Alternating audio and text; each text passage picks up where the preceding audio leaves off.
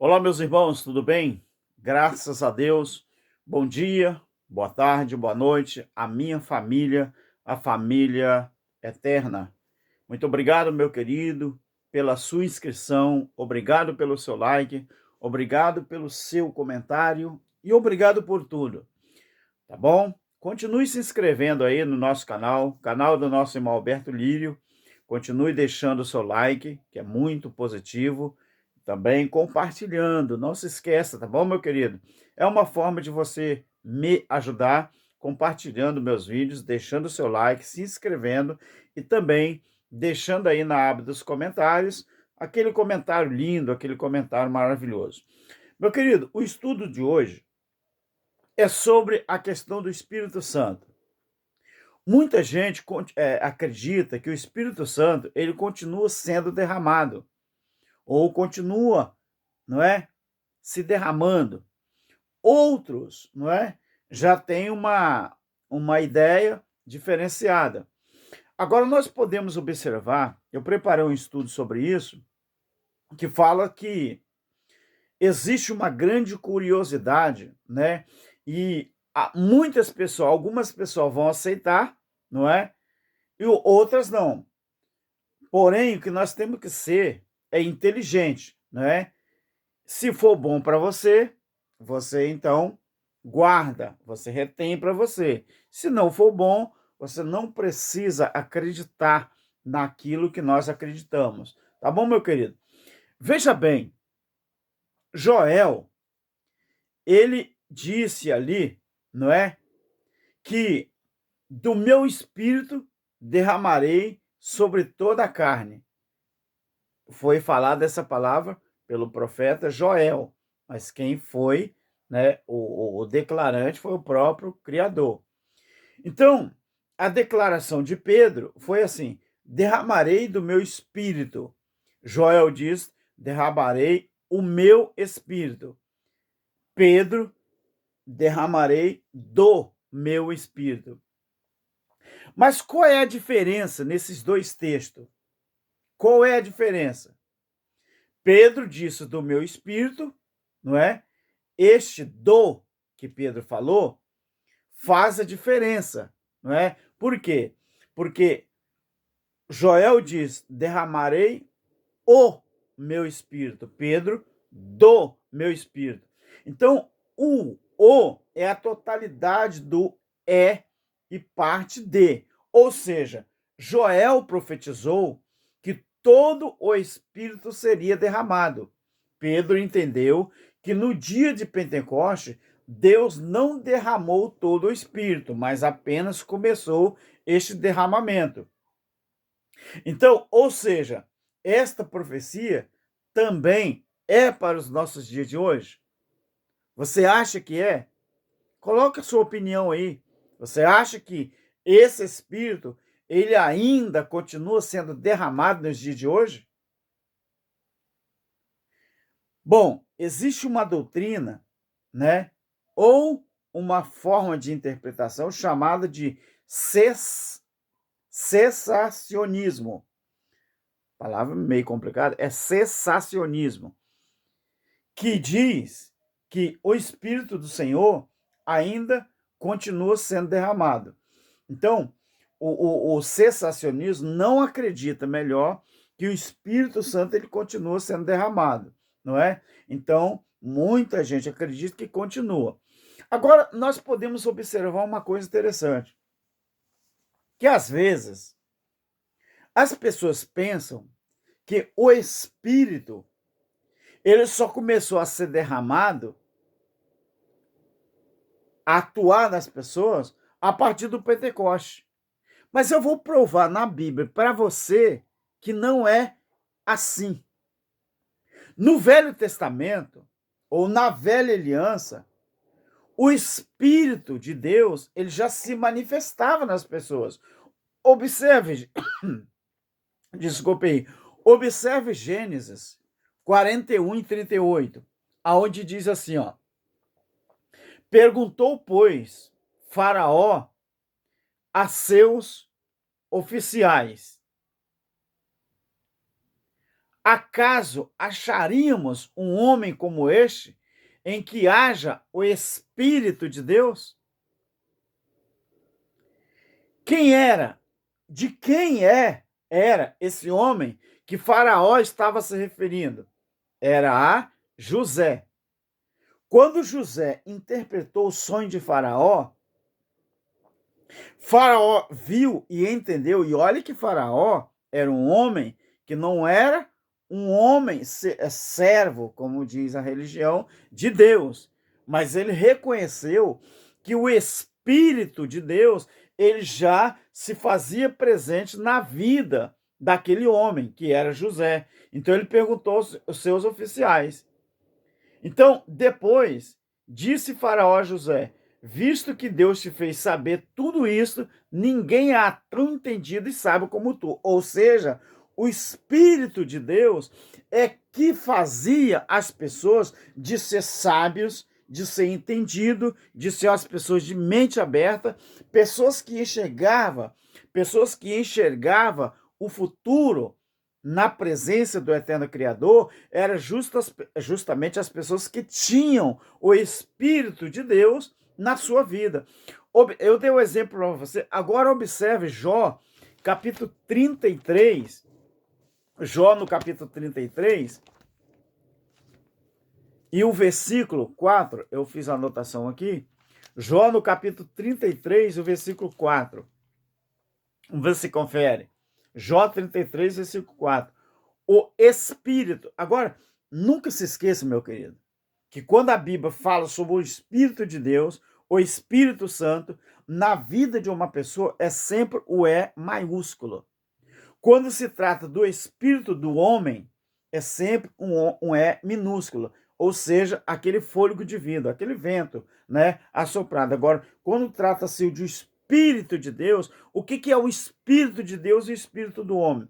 O Espírito de Deus, você não pode nem imaginar de comparar o que era ou o que é o Espírito de Deus na pessoa e o que é o Espírito do homem. Então, Jó 33:4 fala assim: o Espírito de Deus me fez, o sopro do Todo-Poderoso me dá vida.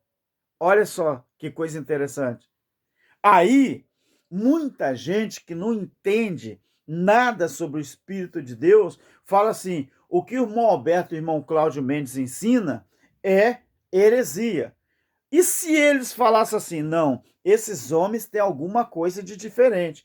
Esses homens têm alguma coisa muito importante e diferenciada. Meu querido, você sabe o que faz a gente enxergar a verdade bíblica do Evangelho Eterno? É o Espírito de Deus em nós. Eu tenho tempo para isso, o irmão Cláudio Mendes tem tempo para isso. Nós não frequentamos um templo físico, uma igreja que eles chamam, para enganar ninguém, meu querido. Nós temos o Espírito de Deus em nós, Espírito com E maiúsculo, e esse Espírito não permite a mim e ao irmão Cláudio Mendes a pregar mentira para ninguém. Aí está a grande diferença. O que é você ter o Espírito de Deus em você? Se eu falar pelo meu Espírito, eu vou virar um futurista, como eu fui durante muito tempo, mas eu precisei ficar 3 dias em coma no meu acidente para que no hospital, em coma, eu começasse então a ter uma experiência com Deus que nunca tinha imaginado. Agora olha o Salmo 51 e o versículo 11. Salmo 51:11. Então, eu não acredito que o Espírito Santo ele continua sendo derramado como no Pentecoste, mas eu acredito que o Espírito de Deus já está na pessoa. Por quê? A partir do juízo, não é Deus em nós? Então, como que Deus está em nós e o Espírito dele continua sendo derramado, vamos dizer assim, em momentos diferentes? Quando eu tenho Deus na minha vida, automaticamente o Espírito de Deus já está dentro de mim.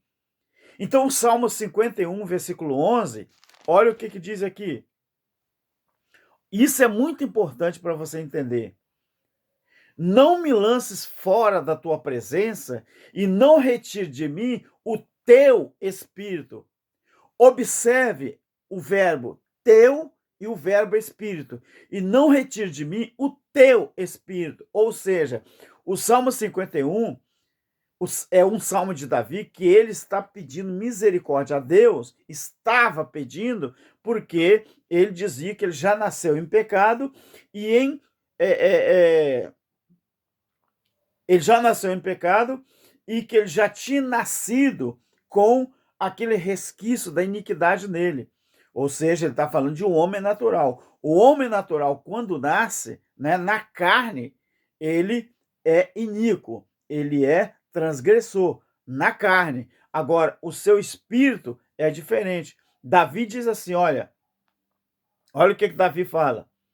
Não me lances fora da tua presença e não retires de mim o teu Espírito Santo. Espírito Santo e Espírito, com todos os dois com E, tem diferença? Claro que não, meu querido. Espírito Santo é o Espírito de Deus. Se você falar o Espírito de Deus e o Espírito Santo, se for com E maiúsculo, é a mesma coisa.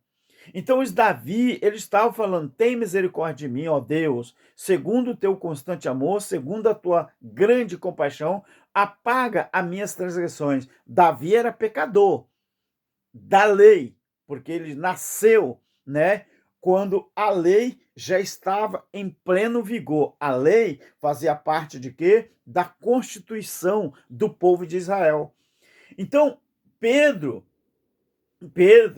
ele entendeu que as profecias de Joel, acontecendo em Atos 2, 17 e 21, na festa do Pentecostes, quando o Espírito Santo foi derramado sobre o povo pela primeira vez. Então, Pedro, ele entendeu que aquele dia, o dia do Pentecostes, era as profecias de Joel.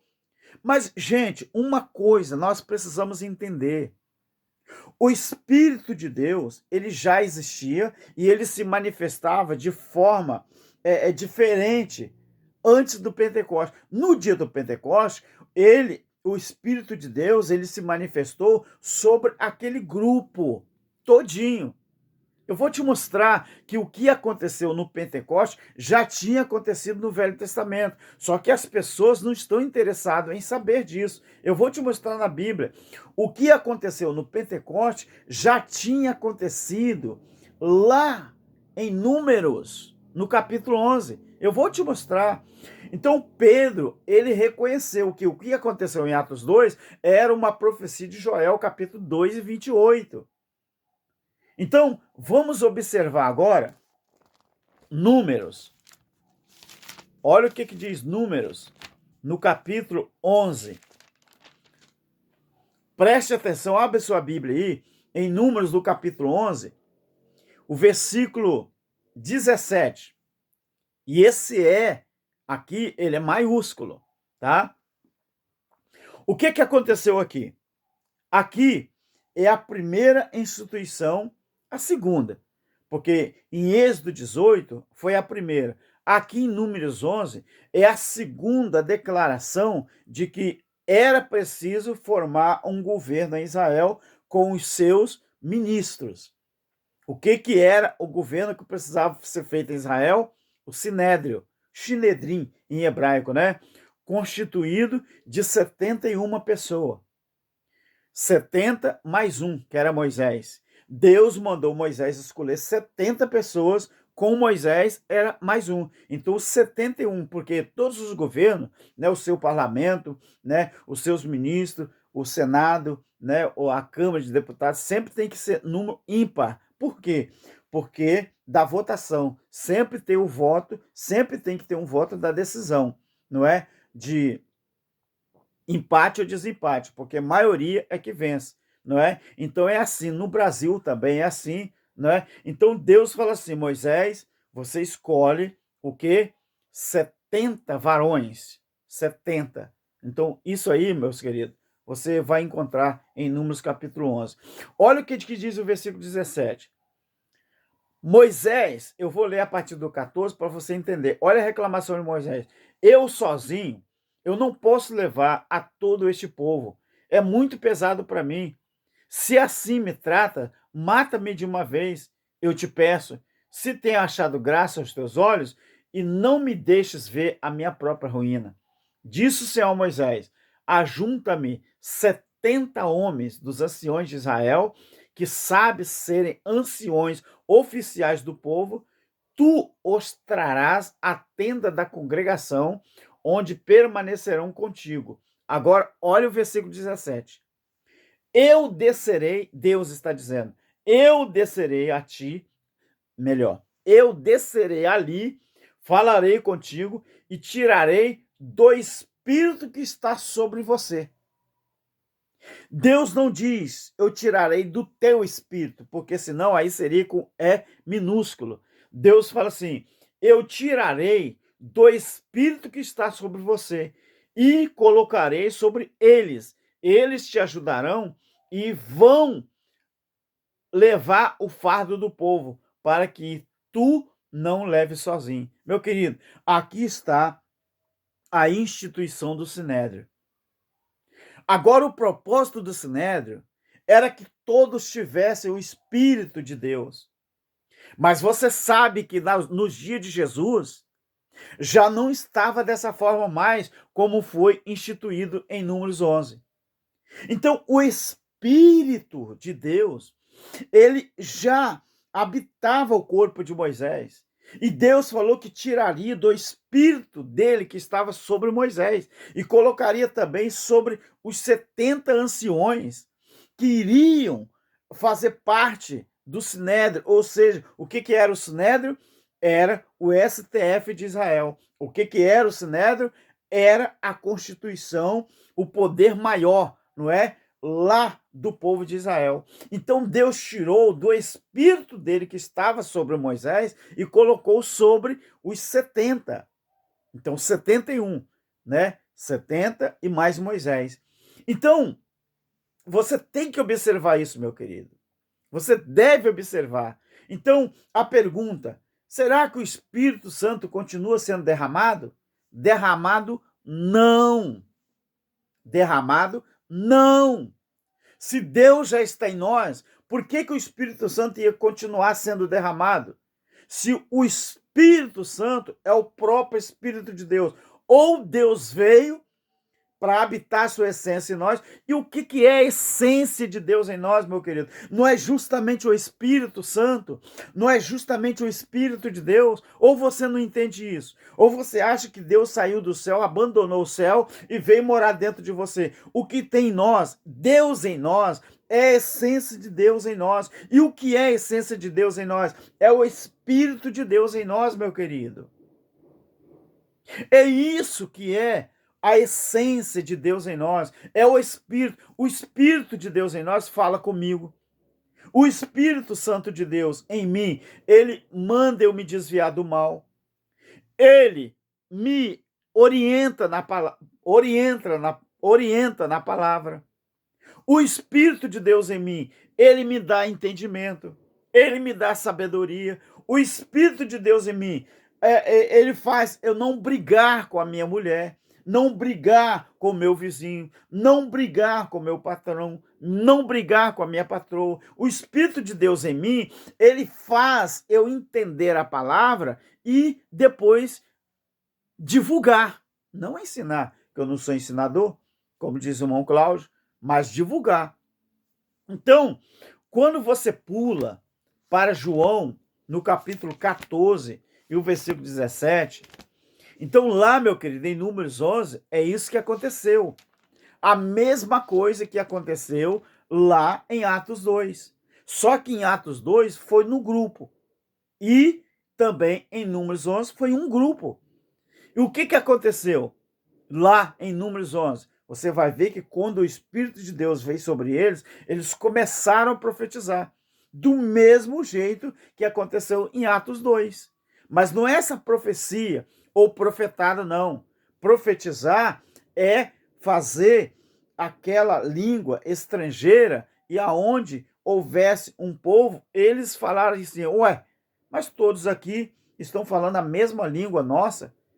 Atos 2, 16 nações estavam presentes, mas todos falavam língua estrangeira e todos entendiam. Isso era a manifestação do Espírito em Atos 2. E lá em Números 11 era a mesma situação. Olha o que diz João 14, versículo 17. Preste atenção. Olha o que era a função do Espírito de Deus em você. Para você não dizer que nós estamos inventando história. A partir do versículo 15 do capítulo 14. Preste atenção. Se me amais, guardarei os meus mandamentos. Essa palavra aqui era para quem? Para o povo de Israel. Se vocês me amar, vocês vão guardar os meus mandamentos. Eu rogarei ao Pai e ele vos dará outro consolador. Presta atenção no verbo outro. Para que esteja com vocês para sempre. O meu querido. Se o Espírito de Deus, então, tem que continuar sendo derramado, então Jesus mentiu. Você está vendo como que é a coisa? Para que esteja com vocês para sempre. Agora, por que o Espírito de Deus, o Espírito Santo, teria que estar para sempre com o homem? O Espírito da verdade, versículo 17, que o mundo não pode receber, preste atenção nisso, que o mundo não pode receber porque não o vê, nem o conhece, mas vocês o conhecem, porque ele habita convosco e está em vocês. E estará em vocês, porque a promessa foi dele vir. Então, quando Jesus diz isso aqui, meu querido, ele está dizendo que o Espírito Santo, quando fosse derramado, era para sempre. Então, eu não acredito que o Espírito Santo continue sendo derramado. Eu acredito que ele foi derramado e ele veio e ficou para sempre. Agora, quando você vê o capítulo 15 de João, versículo 26, você vai entender. Olha o versículo 26, que está tratando do mesmo assunto. Capítulo 15, versículo 26. Quando vier o Consolador, quem era o Consolador? O Espírito Santo, que eu, da parte do meu Pai, enviar para vocês, o Espírito da verdade que procede do Pai, ele testificará de mim. E vós também vão testificar, porque estão comigo desde o princípio. Agora, na sequência, capítulo 16 de João, o versículo 13. E aqui eu vou encerrar o vídeo. 16 e 13. Olha qual era a função e o propósito do Espírito Santo. A partir do versículo 8, do capítulo 16 de João. Quando ele vier, quem?